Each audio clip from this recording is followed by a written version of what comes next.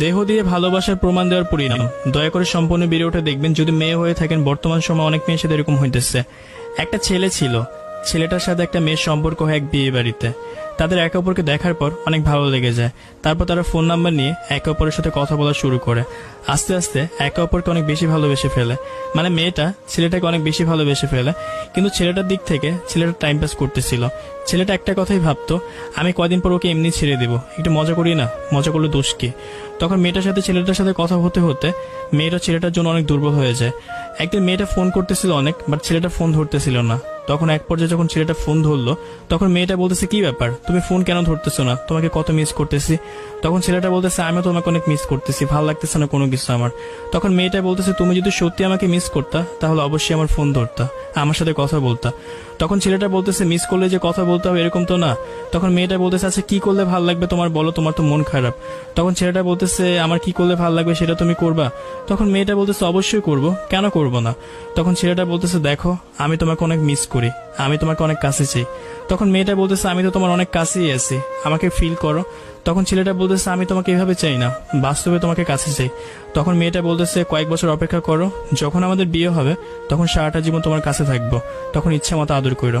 তখন ছেলেটা বলতেছে, দেখো আমরা তো আজ হোক কাল হোক বিয়ে করতেই হবে, এখন যদি আদর করি সমস্যা কি।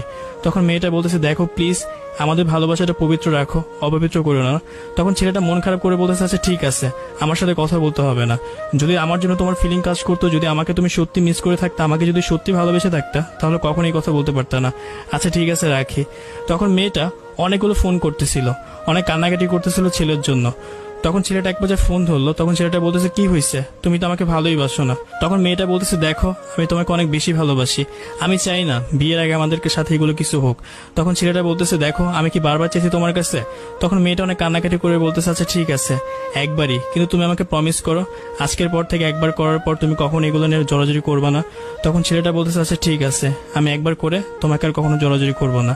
তখন মেয়েটাকে বলতেছে, আচ্ছা ঠিক আছে, তুমি কালকে এই বাসায় আসবা, আমার ফ্রেন্ডের বাসায় আসবা। তখন মেয়েটা বলতেছে আচ্ছা।